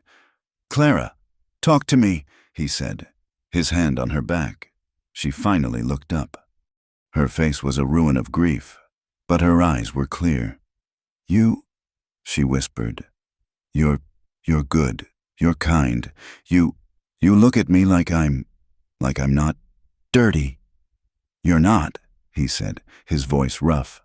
"I am," she cried, her voice cracking. "I am. I was his. I was broken. And then, in the cabin, with you, that was just fear. It was just the storm. It wasn't. And now, you're here. You're kind. And Elena and Mateo, they don't judge me. And you look at me, and I—" She broke off, taking a ragged breath. "I don't know how to be loved." "Eli." The confession hung in the air, more shocking than any story of fire or murder. He taught me how to be afraid. He taught me how to be ashamed. He taught me how to be hurt. But no one ever— I don't know what to do with your kindness. I don't know how to be this." She was clutching his shirt, her knuckles white. "I'm so afraid. I'm so afraid I'm going to break this too. That I'm going to do it wrong. I don't know how to be loved." Eli looked at her. This brave, broken, powerful woman who had faced down a killer, who had sewn his body back together, who had sold her last possession for him. And she was terrified of a gentle hand. The last of the ice around his own heart melted. The ghosts of Sarah and Thomas, which had stood beside him for so long, finally, gently, stepped back. They were not gone, but they made room. He cupped her face in his hands, his good one and the one that was scarred and healing. He pulled her forward until her forehead rested against his. "Then I'll teach you slow," he whispered. He held her. He just held her. He didn't kiss her. He didn't demand anything. He simply held her while she cried, his hand stroking her hair, his presence a solid, warm, and patient promise. He would teach her slow. The days that followed were a new kind of life. The romantic tension, which had been born in desperation and fear, was reborn. It was no longer a taut wire of survival. It was a deep, quiet current. They rediscovered each other's bodies, not in the dark, but in the light. It began not with passion, but with touch, his hand resting on the small of her back as they walked from the garden, her fingers gentle as she changed the dressing on his shoulder, her touch lingering, no longer just medical. They learned to talk. He told her about his father's farm in Ohio, about the way the trees looked in autumn. She told him about her mother, about a childhood love for bright yellow ribbons. A part of herself she thought the preacher had burned away. And when they made love again, it was not a rebellion. It was not a comfort against the cold. It was a choice. It was slow. It was awkward and new and true. He was as gentle as he had promised, and she was as brave as she had ever been. She was learning not to be afraid of kindness. She was learning to love. They spent their days working beside Mateo and Elena. They were learning, building, softening. Eli, his strength returning, worked with Mateo, mending the adobe walls. He was learning how to build a home, not just ride past one. Clara worked with Elena, grinding corn, tending the new seedlings. She was learning how to nurture, not just survive. The four of them would eat together in the evenings, a small, strange family. Mateo would tell stories. Elena would watch them, a quiet, knowing smile on her face. In this small, hidden canyon, two broken people were mending, not just their bodies, but their souls. One evening, Clara sat with Eli on the porch, watching the sky bleed into night. "I don't want to go," she said quietly. Eli looked at her. "He's gone. Clara, Micah. He won't be back. Not here. Mateo's sons. They sent word. He's a pariah. Even his own followers turned on him when they heard what he did, what he confessed." "I know," she said. "That's not what I mean." She turned to him, her green eyes clear and certain. "I don't want to run anymore. Ever. I've been running my whole life. From my father's house. From my husband. From his ghost. From his brother. I'm tired of hiding." She took his hand. "I want to stop. I want to build what you said, a farm, a place with water, a place with our names. I want to face the world with you. I'm not afraid of them anymore." Eli looked at her, a slow, proud smile spreading across his face. He squeezed her hand. "All right," he said. "No more running. We'll find a place. We'll make it ours." They would leave, not as fugitives, but as settlers, as partners. They made a plan. They would head north, toward the high country, where the land was new and a man could build a life. The final challenge arrived a week later. It came not as a man with a gun, but as a piece of paper. A cattle drover, passing through on his way to Tucson, stopped for supplies. He was talking to Mateo, Eli and Clara standing nearby, packing their own meager belongings. "Heard you had some trouble up here," the drover said, spitting tobacco juice into the dust. "Heard you ran off that crazy preacher, Levington." Mateo just nodded, his face impassive. "Well, you might have run him off," the drover said. "But his friends are mad. They're back in the settlements, telling a different story, and they've got money." He pulled a fresh, damp poster from his saddlebag. "This just went up in every town from here to the border. The preacher's allies are calling it murder." He tacked the poster to the post. Clara's heart stopped. It was not her face. It was Eli's. A crude sketch, but recognizable.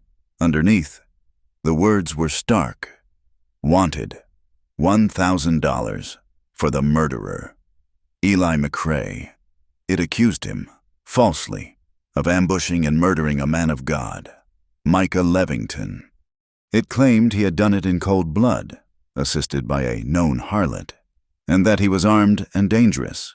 It was signed by a Committee for Righteous Justice. Clara looked at Eli. All the color had drained from his face. They've traded," she whispered, horrified.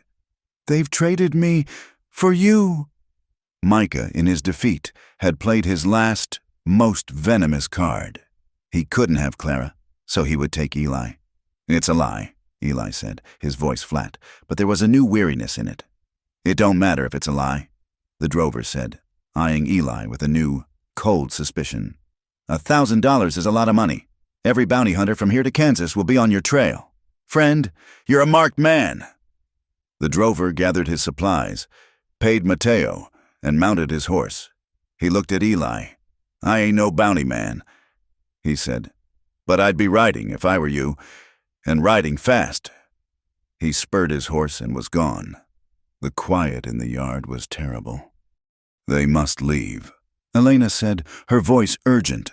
"Now. Tonight." Eli stared at the poster. He had been hunted before, but as a deserter, a drifter, never as a murderer, never for this much money. He was now the curse. "It's my fault," Clara said, her voice breaking. This is my fault. I brought this to you." Eli turned. He looked at the poster, then at her. He saw the terror in her eyes, the old, familiar guilt. He slowly, deliberately, ripped the poster from the post. He crumpled it in his hand. "No," he said, his voice hard. "This isn't your fault. This is his. This is the last gasp of a coward." He looked at Mateo. "We'll be gone in an hour." They had to leave, but this time, it was different. They stood on the porch, their 2 horses and the pack mule ready. Mateo and Elena had given them food, water, and 2 of their best blankets. "Go north," Mateo said, "but stay off the main trails. Follow the high ridges. There are valleys. Places where the law hasn't reached, places where a man's bounty doesn't matter." Clara hugged Elena, a fierce, desperate embrace. "Thank you," she whispered, "for everything, for teaching me." "You taught yourself, Mija," Elena said, pressing a small bag of dried herbs into her hand. "You are strong. You are not a running. You are a going. It is different." Clara turned to Eli. He was checking the cinch on his saddle, his movements stiff. The old, haunted look was back in his eyes. He was a hunted man again. She walked to her horse, but she didn't wait for him to help her. She put her foot in the stirrup and swung herself into the saddle. Eli looked up, surprised. She rode her horse until she was beside him, not behind him, not being pulled, not being rescued. She was beside him, an equal. He looked at her, a long, searching look. The weariness in his eyes faded, replaced by that quiet, strong respect. He nodded. Once, he mounted his own horse. They rode out of the canyon, not as fugitives, but as partners. They were leaving, but they were leaving together. They rode in silence for an hour. The sun setting, painting the high canyon walls in shades of blood and gold. The air was cool, the world quiet. Clara reached over, her hand finding his. She laced her fingers through his on the pommel of his saddle. He looked at her, his glove rough against her skin. "I was born again," Clara said, her voice soft, but clear as a bell in the dusk. "Not in that fire. I was born in your arms." Eli tightened his grip on her hand. He looked ahead, toward the darkening ridges, toward the unknown. He was a wanted man, with a price on his head, but for the first time since he had buried his family. He was not alone. He was not running. He was going home. 6 months. They had been riding for 6 months, living like shadows, always looking over their shoulders. The bounty poster for Eli McCrae had followed them, a plague of paper, from one settlement to the next. But as they climbed higher, leaving the deserts of the south for the high, cold forests of northern Arizona, the world began to change. The air grew thin and clean. They found the valley as Mateo had promised. It was not on any map. They followed a dry creek bed up into the high pines, a route that seemed to lead nowhere. And then the world opened up. Aspen Creek Valley. It was 3 miles long, a mile wide, a slash of impossible green hidden between 2 towering red rock mesas. A creek, fed by snowmelt, ran through the center, lined with aspen trees that shivered silver in the wind. It was not empty. Here and there, tucked against the canyon walls, were small, struggling homesteads, a free community, as Mateo had called it. A place for people who did not want to be found. A place where the law was a day's hard ride away and, by unspoken agreement, was not welcome. They found their spot in a bend of the creek, a mile from their nearest neighbor. It was a patch of flat, fertile land, protected by the canyon wall, and they began to build. The work was the hardest of their lives, and the most honest. Eli, his shoulder now a map of raised, purple scars, was a changed man. The haunted, restless energy that had driven him across the desert was now channeled.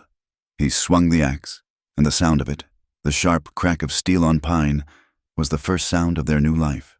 He was not destroying. He was building. Clara worked beside him. She was no longer the pale, thin creature from the desert. Her body was strong, her hands calloused and capable. She gathered fieldstone for the foundation, her back and arms aching, but she did not stop. She learned to mix mud and straw, chinking the gaps between the logs. She was building the walls of her own prison, but this time it was a prison against the world, not against herself. Their cabin was modest. One room, a strong roof, a wide stone fireplace that drew perfectly. Eli built a 3-legged stool, a rough plank table, and a bed frame. It was not a cot, it was a bed, wide and sturdy. They lived quietly. They bought 6 chickens and a nervous goat from a neighbor, paying with the last of their money. Clara started a garden. The soil was rich, and she planted the seeds Elena had given her: squash, beans, corn. She tended it with a fierce, protective zeal. The locals whispered, as they knew they would. Their nearest neighbors were the McCoys, a gaunt, silent family who had lost a farm to the railroad. When Eli and Clara first rode to the only settlement, a single-street outpost called Red Rock, they felt the eyes. The trading post was run by a man named Silas. He was an old, wary man who had seen too much. Tacked to the wall behind his counter, faded and torn, was the poster.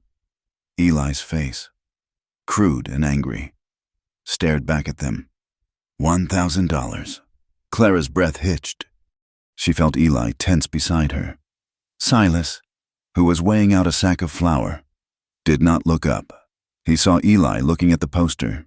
He saw Clara's hand tighten on Eli's arm. He finished weighing the flour, tied it, and slid it across the counter. "That'll be 40 cents, he said, his voice a dry rasp. Eli, his eyes never leaving Silas's, slowly put the coins on the counter. Silas swept them into the drawer. He looked at the poster. He looked at Eli. Then he turned and fetched their sack of salt. An unspoken contract was signed. The valley did not ask questions. The valley did not betray its own. They left the trading post, the whispers following them. But no one moved to stop them. They were left alone. Winter came, high and cold. The valley was cut off by snow for 3 months. They were truly alone. It was a test. The cabin was small, the world white and silent. They had only each other. They did not just survive, they lived. Eli taught Clara how to use his rifle, her hand steady, her eye true. She taught him how to read, his rough voice stumbling over the words in a battered almanac, his brow furrowed in concentration. They learned the map of each other's bodies, not in the desperation of a storm, but in the slow, warm quiet of long, snowed-in nights. When the spring thaw came, the world was born again, and so were they. The valley had children. The McCoys had 3, thin and shy as deer. Another family, the Andersons, had 2 more. They were wild, knowing nothing of letters or sums. Clara saw them, watching her as she tended her chickens, their eyes wide with untaught curiosity. "They need a teacher," she said to Eli one evening. "You're not a teacher, Clara," he said, his voice gentle. He was mending a harness. "I know how to read," she said, her chin set. "That's more than they have." She started small. She walked to the McCoy homestead, a tin of honey cakes in her hand. She offered. She did not ask for money. She asked only for their time. The school began in their cabin. 3 children, then 5. They sat on the floor, their faces scrubbed clean. Clara was terrified. She had no slate, no books, save for an old Bible she had traded for, and a merchant's catalog. She used the catalog. She pointed to the letters. B, A, T. She taught them sums, not with an abacus, but by counting the eggs in her basket. She taught them to write their names in the dirt by the creek. She was not the preacher's wife, ashamed of her own voice. She was Miss Clara. Her voice was quiet, but it was firm, and it was kind. The children, who had been raised on silence and hardship, blossomed under her attention. They began to laugh. They brought her wildflowers. Eli watched, a quiet, deep pride in his eyes. He found his own place. When a windstorm tore the roof from the McCoy's barn, it was Eli who showed up at dawn with his axe. He was not a talker, but he was a worker. He and Mr. McCoy, and 2 other men from the valley, worked for 3 days. They did not speak of the past. They did not speak of bounties. They spoke of timber, of joints, of the weather. The men in the valley learned to respect Eli McCray. They respected his strength. They respected his quiet, and they respected the way he protected his wife. He was a builder, a helper. He was a man clearing land for newcomers, a man who, despite the price on his head, was making a home. He was no longer a murderer. He was a neighbor. In the second summer, a year after they had arrived, word came that a traveling priest was coming to Red Rock. He would hold a service in the McCoy's new barn. Clara heard the news at the trading post. Her hands, holding a bolt of blue calico, went still. That night, she told Eli. He was sitting by the fire, whittling, a new skill he had learned. The floor was covered in small, perfect carvings of birds and horses. He tensed. The knife stopped. "We don't have to go," he said, his voice flat. "I know," Clara said. She sat on the stool across from him. I think I want to." "Why?" he asked. He was not angry. He was just afraid for her. "After everything, I don't know," she whispered. I feel like I need to, not for them, for me." He looked at her for a long time. He saw the woman she had become. He saw her strength, the certainty in her eyes. He nodded. "Once. I'll go with you." The barn was full. It smelled of hay, dust, and horses. But the McCoys had swept it clean. 10 or 12 families were there, dressed in their finest, which was just their cleanest. They sat on rough-hewn benches and hay bales. Clara and Eli sat in the back, near the wide-open doors. She felt the stares. She felt the whispers. The teacher and her man, the one with the poster. Then the priest walked in. He was not a young, fiery man like Micah. He was not a cold, cruel man like Thomas. He was old, Father Gabriel.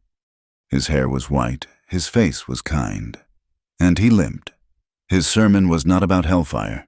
It was not about sin, or vengeance, or righteousness. His text was about the prodigal son. He spoke of mercy. He spoke of forgiveness. Not the forgiveness of God as a high and mighty judge, but the forgiveness of the Father, the forgiveness that comes from love. Clara sat, her hands clasped in her lap. She had come prepared for a battle. She had come ready to face the old ghosts, to feel the shame, the guilt, the fire, but they were not there. She listened to the old man's gentle voice, and she felt nothing, no fear, no anger, no shame. She looked at this simple, good man who had dedicated his life to something he believed in. He had no power over her. His words were just words. She realized, in that moment, in the hay-dusted light, that she was not here to be forgiven by him, or by his God. The punishing God of Thomas Levington was a small, cruel thing, and he did not live here. He had no dominion in this valley. He had no power over her heart. She was here to forgive herself. She was here to forgive the 17-year-old girl for being afraid. She was here to forgive the woman who had run, the woman who had survived. She was here to say goodbye. When the old priest raised his hands for the final blessing, Clara did not bow her head. She looked straight ahead, her eyes clear, and she felt the last of the cold chains, the ones she had carried from that cellar, simply rust away and fall. She let out a breath she felt she had been holding for 10 years. Eli, who had been watching her, not the priest, saw the change. He saw the tension leave her shoulders. He saw the lightness return to her face. He took her hand. They walked out of the barn, not as outcasts, but as settlers. They walked into the bright, hot sunlight, and Clara felt, for the first time, clean. That night, the rain came. It was not a violent storm. It was a gentle, steady, cleansing rain. It drummed on the roof of their cabin, a soft, hushing sound. The air was cool. They sat by the fire, the cabin warm and safe. He was watching her. She was watching the fire. "You're quiet," he said. "I'm free," she whispered. She turned to him. The look in her eyes was not one of desperation, or need, or survival. It was a look of pure, unburdened love. She came to him. And when they made love, it was not a memory. It was not a rebellion. It was not a comfort. It was a prayer.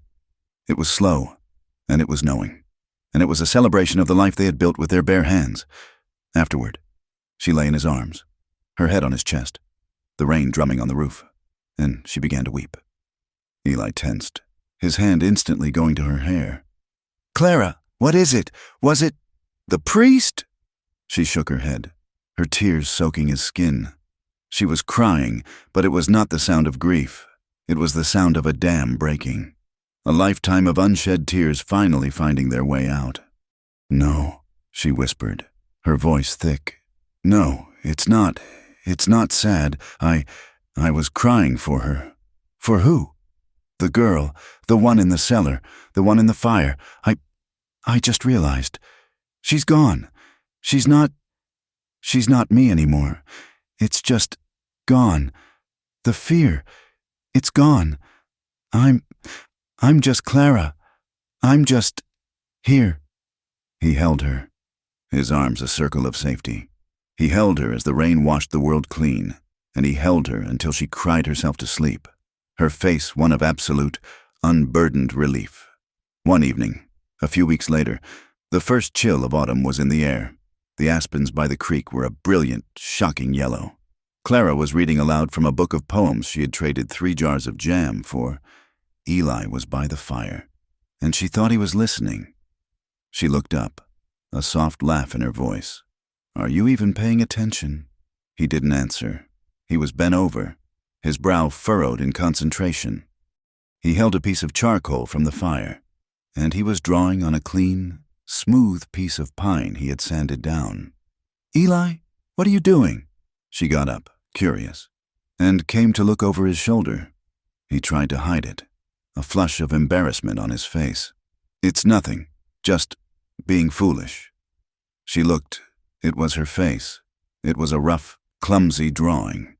His hands, so strong with an axe, were not made for such delicate work, but it was her. He had captured her eyes. He had captured the way her hair fell, the small smile she had when she was reading. It was the most tender thing she had ever seen. "Eli," she whispered, her voice thick. "Why?" She touched the charcoal outline of her cheek. "I'm right here." He set the charcoal down. He looked at the drawing, then at her face. His voice was low and rough with a memory of pain.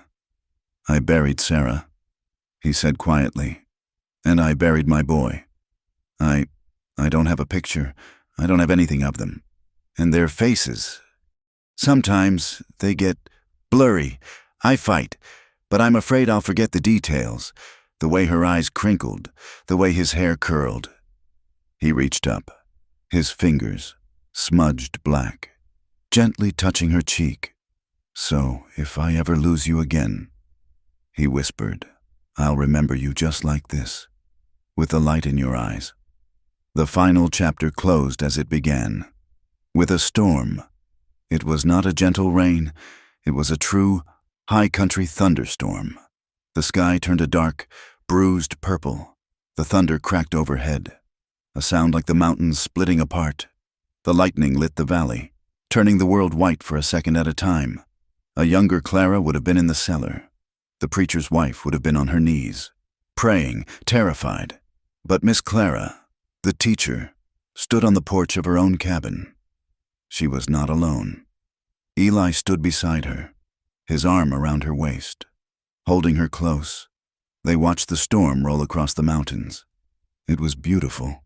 It was just a storm. She leaned her head against his shoulder. She was thinking about her day. One of her new students, a small, quiet boy named Samuel, had been afraid of her. He had heard the whispers from his parents. He refused to speak. He just watched her, his eyes wide. Eli had come by the cabin, on his way to help a neighbor. He had seen the boy, and he had seen Clara's frustration. He had sat, wordlessly, on the porch steps, and for 10 minutes, he had whittled. He'd carved a small, perfect bird from a piece of scrap wood. He'd finished it, sanded it smooth, and without a word, he'd walked over and placed it on the boy's small desk. Samuel had looked at the bird. He had looked at the scarred, quiet man. And then, for the first time, he had looked at Clara, and he had smiled. She leaned into Eli, the wind whipping her hair across his face. She was safe. The cabin was strong. "You saved me again today," she said, her voice soft against the roar of the wind. He looked down at her, confused. "What? I've been with the McCoys all afternoon." "Samuel," she said. "The boy. He was afraid of me. He thought I was what they whisper. And you showed him. You showed him I was safe." She turned, her arms around his waist, her face buried in his chest. "You're always saving me. From them. From myself." He understood. He kissed her brow, a long, firm, and simple promise. The thunder cracked again, and the rain began to fall. "And I always will," he replied. "Thank you for listening to our story. We would love to know where you are listening from, so please drop a comment below. If you enjoyed this tale, please consider subscribing to From Wild West for more stories just like this. We want to hear your thoughts, so please share them in English.